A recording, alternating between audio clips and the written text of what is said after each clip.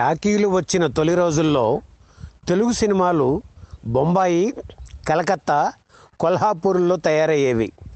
1934లో మచిలీపట్నంకు చెందిన పినపాల వెంకటదాసు మద్రాసులో వేల్ పిక్చర్స్ స్టూడియోను ఏర్పాటు చేయడంతో తెలుగు చిత్రాల నిర్మాణానికి మద్రాస్ వేదికగా మారింది. 1934లో సీతా కళ్యాణం చిత్రం ఇక్కడే తయారైంది.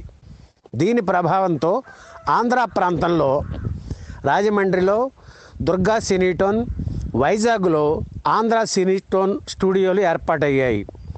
దుర్గా సినీటోన్లో 1936లో సంపూర్ణ రామాయణం, 1938లో సత్యనారాయణ వ్రతం, మోహిని భస్మాసుర తదితర చిత్రాలు తయారయ్యాయి. వైజాగ్లోని ఆంధ్ర సినీటోన్ స్టూడియో ప్రస్తుతం ఈనాడు దినపత్రిక ఉన్న ప్రదేశంలో ఉండేది. ఇందులో 1938లో పాశుపతాస్త్రం, 1939లో జయదేవ చిత్రాలు రూపుదిద్దుకున్నాయి. అయితే ఈ రెండు స్టూడియోలు ఎక్కువ కాలం నిలవలేక మూతపడ్డాయి. ఆ సమయంలోనే అంటే 1939లో నూజివీడు సంస్థానాధీశులు మీర్జాపురం రాజావారు, ఆయన అసలు పేరు మేకా వెంకట్రామయ్య అప్పారావు బహదూర్, మద్రాసులోని ఆళ్వార్పేటలో జయా ఫిల్మ్స్ పేరుతో స్టూడియో నెలకొల్పారు. అదే తర్వాత శోభనాచల స్టూడియో అయ్యింది. ఈ స్టూడియోకు ఎన్నో ప్రత్యేకతలు ఉన్నాయి. అక్కినేని నటించిన తొలి చిత్రం సీతారామ జననం ఇందులోనే తయారైంది. ఎన్టీఆర్కు తొలిసారిగా మేకప్ టెస్ట్ జరిగింది ఈ స్టూడియోలోనే. ఆ చెట్ల నీడలోనే ఆయన నటుడిగా ఎదిగారు. కీలుగుర్రం, సువర్ణ సుందరి వంటి సూపర్ హిట్ చిత్రాలు ఈ స్టూడియోలోనే తయారయ్యాయి. తెలుగు సినిమా చరిత్రలో ఘనమైన స్థానాన్ని పొందిన శోభనాచల స్టూడియో గురించి పూర్తి వివరాలు ఈ వీడియోలో చూద్దాం. మద్రాసులోని ఆళ్వార్పేటకు పశ్చిమ దిశలో, తేనాంపేటకు తూర్పు దిశలో శోభనాచల స్టూడియో ఉండేది.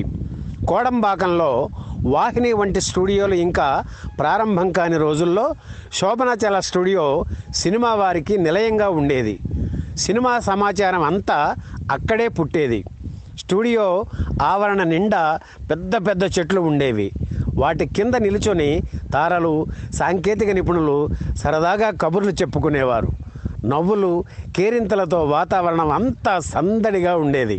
మొదట్లో ఒకే ఒక ఫ్లోర్ నిర్మించారు మీర్జాపురం రాజా.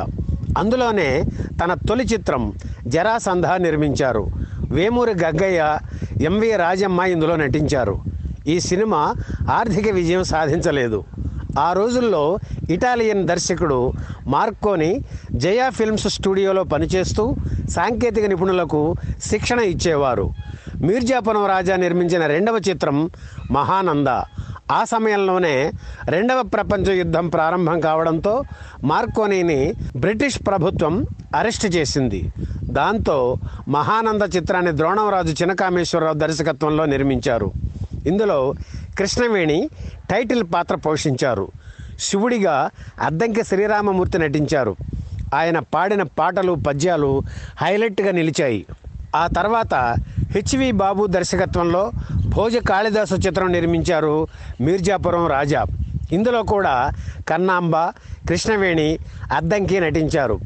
ఈ చిత్ర నిర్మాణ సమయంలోనే నటి కృష్ణవేణిని ద్వితీయ వివాహం చేసుకున్నారు రాజా. తన స్టూడియోలో నిర్మించే చిత్రాల నిర్మాణ పనులు చూసుకుంటూనే మీర్జాపురం రాజా దర్శకత్వ పర్యవేక్షణ కూడా చేసేవారు.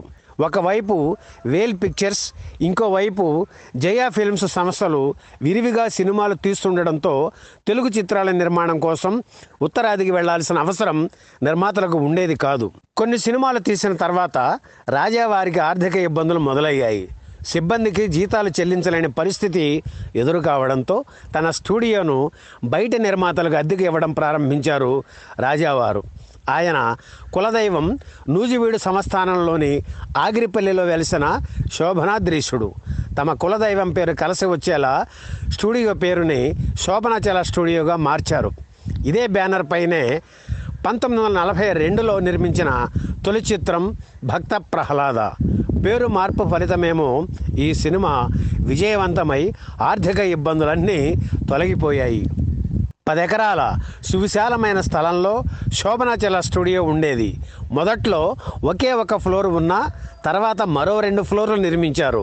స్టూడియో ఆవరణలోనే ఉన్న పెద్ద భవంతిలో రాజావారు ఉండేవారు. అందులోనే ఆయన ఆఫీస్ ఉండేది.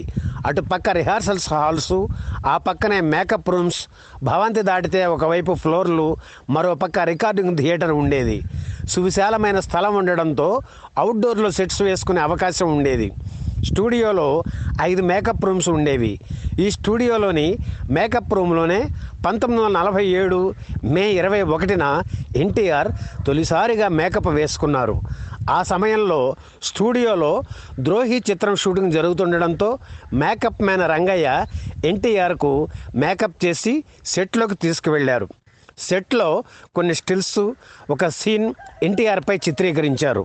ఆ తర్వాత కృష్ణవేణి నిర్మించిన మన దేశం చిత్రంతో ఎన్టీఆర్కి తొలి అవకాశం లభించింది.